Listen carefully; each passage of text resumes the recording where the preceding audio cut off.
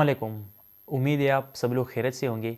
आज का हमारा जो टॉपिक ऑफ डिस्कशन है वो जैसा कि आप लोगों को पता है कि तुर्की ये चाह रहा है कि वो यूरोपियन यूनियन का मेंबर बन जाए। सो उस ही इशू को हम डिस्कस करेंगे with special reference to the civilisational approach which was presented by Samuel P Huntington, an American political scientist, in his book The Clash of Civilization.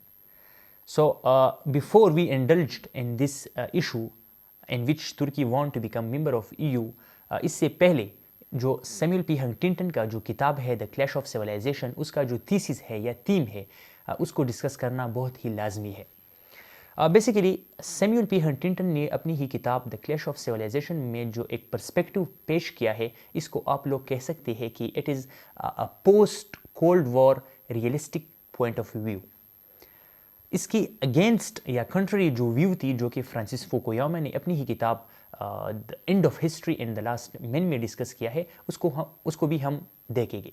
So the clash of civilisation का जो theme है वो ये है कि चूंकि cold war ख़त्म होती है 1991 में, और इसके बाद इंटरनेशनल रिलेशन या स्टेट के दरमियान जो रिलेशन होती है उसको आइडियालॉजी डिटरमाइन नहीं करेगी, उसको सिविलाइजेशन डिटरमाइन करेगी। अगर आप कोल्ड वॉर या सेकेंड वर्ल्ड वॉर की बाद एरा अगर आप लोग देख ले तो टू ही ब्लॉक थे।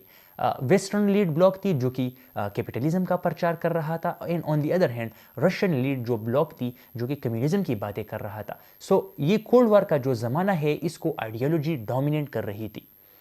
चूँकि कोल्ड वॉर ख़त्म होती है तो हंटिंगटन साहब ये कह रहा है कि अब कोल्ड वॉर के बाद मतलब 1991 के बाद इंटरनेशनल रिलेशन या स्टेट रिलेशन को है जो उसको आइडियोलॉजीज डिटरमाइन नहीं करेगी, उसको सिविलाइजेशन डिटरमाइन करेगी।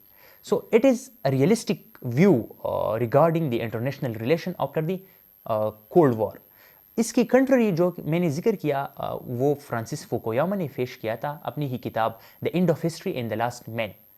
द एंड ऑफ हिस्ट्री से मुराद कोल्ड वॉर का ज़माना अगर आप लोग देख ले, सेकेंड वॉर के बाद जो पीरियड था फ्रॉम 1949 टू 1991 की, जिसमें दो ही ब्लॉक्स थे, एक यूएस लेड कैपिटलिज्म की बातें कर रहा था और दूसरा रशियन लेड कम्युनिज्म की बातें कर रहा था।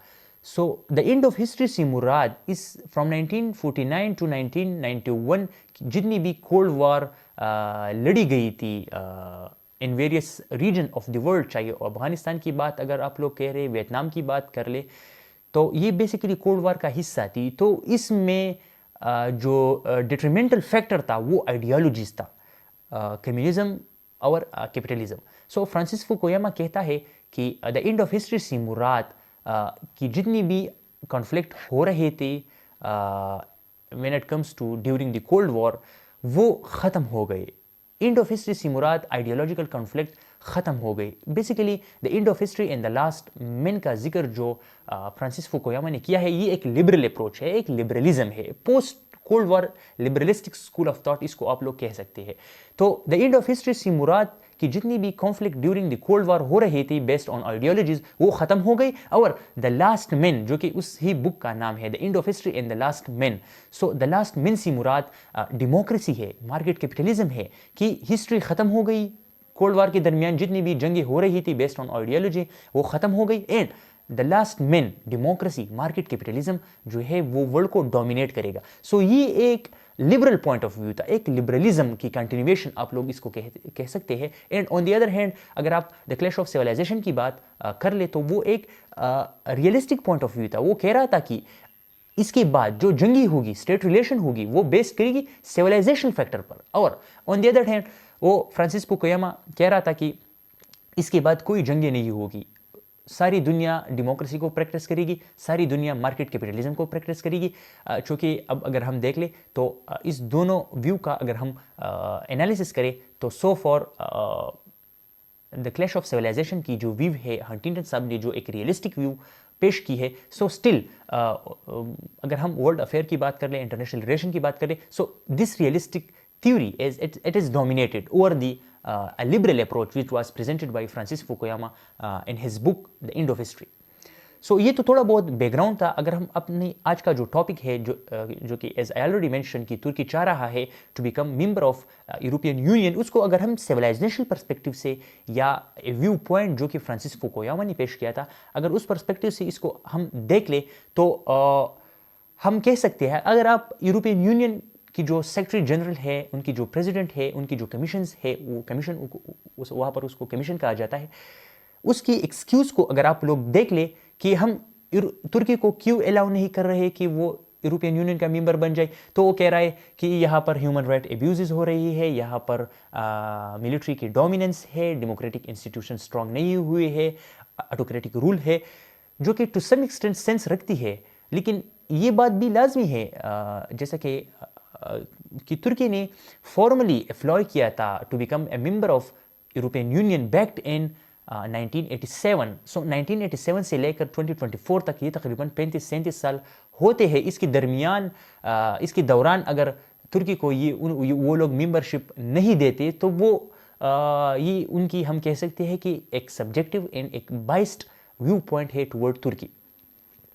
سو وہ تو اپیرنٹلی آر فرام دا پریما فیشیا وہ یہ کہہ رہے ہیں کہ ترکی میں ہیومن رائٹ ایبیوزز ہے, ان کی انسٹیٹیوشن جو ہے وہ اسٹرانگ نہیں ہے, اس لیے ہم ان کو الاؤ نہیں کرتے. لیکن سیموئل پی ہنٹنگٹن نے جو ایک ریئلسٹک ویو پیش کیا تھا, اس کی تناظر میں اگر اس کو ہم دیکھ لیں تو یہ باتیں سینس نہیں رکھتی. اگر آپ 2000 سے پہلے آپ ترکی کی انسٹیٹیوشن کو دیکھ لیں, ان کی ملٹری ڈومیننس کو اگر آپ دیکھ لیں, ان کی ہیومن رائٹ ایبیوزز کو دیکھ لیں, تو اس وقت ہم کہہ سکتے ہیں کہ it make sense that the EU should resist and they must resist when it comes to the entry of Turkey in the European Union.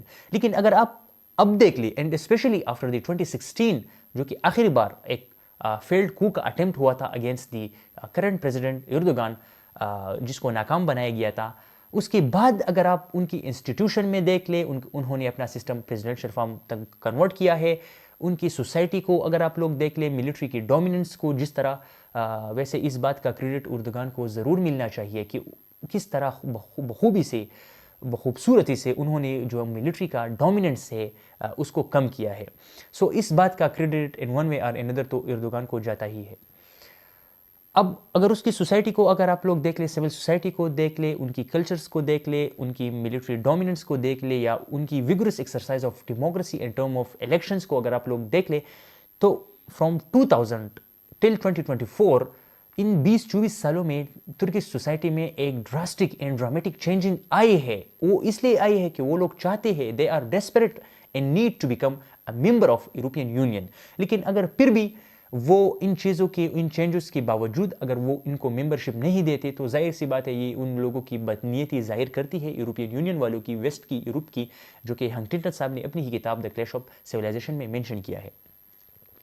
سو جیسا کہ ترکی کا جو فارمر پریزیڈنٹ تھا, انہوں نے خود ہی کہا ہے کہ کوئی ریزن نہیں ہے, نہ ڈیموکریسی کی ریزن ہے, نہ ہیومن رائٹ کی ریزن ہے. ایک ہی ریزن ہے کہ جس کی وجہ سے یورپ جو ہے وہ ترکی کو الاؤ نہیں کرتا کہ وہ ممبر بن جائے یورپین یونین کا, اور وہ ایک ریزن ہے کہ وہ لوگ کرسچینٹی کو پریکٹس کر رہے ہیں اور ہم لوگ اسلام کو پریکٹس کر رہے ہیں. تو وہ کہہ رہا تھا کہ ایک ہی ریزن ہے, اور وہ ہے دیٹ وی آر مسلم.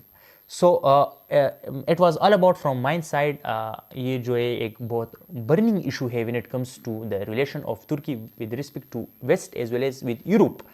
سو آپ لوگوں کو کیا لگتا ہے؟ So I am agree with the view presented by Samuel P Huntington mention in clash of civilization. So آپ لوگوں کو کیا لگتا ہے؟ آپ لوگ ہنٹنگٹن صاحب کی ویو سے ایگری کرتے ہیں کہ نہیں, جو کہ وہ کہتا ہے کہ یہ جو ترکی کو الاؤ نہیں کیا جا رہا to become a member of European Union, اس کا سمپلی جو ہے وہ سویلائزیشن یا کلچرل ڈفرینسز ہے. وہ لوگ کرسچینٹی کو پریفر کرتے ہیں, پریکٹس کرتے ہیں, یہاں پر ایک اسلامک سوسائٹی ہے, and so on so four. So آپ لوگ بھی اپنی ویو سے ہمیں آگاہ کریں. آپ لوگ اس پرسپیکٹو سے جو کہ میں نے آپ لوگوں کے سامنے پریزنٹ کیا, when it comes to the tussle between Turkey and European Union based on civilization perspective. So آپ لوگ اس سے ایگری کرتے ہیں کہ نہیں؟ اگر نہیں کرتے تو you all are welcome, اور آپ اس پر کرٹیسزم بھی کر سکتے ہیں سیموئل پی ہنٹنگٹن کا جو ویو میں نے آپ لوگوں کے سامنے رکھا. سو آپ لوگوں کا کیا خیال ہے؟ اپنی رائے سے ہم کو آگاہ کریں. Thank you so much.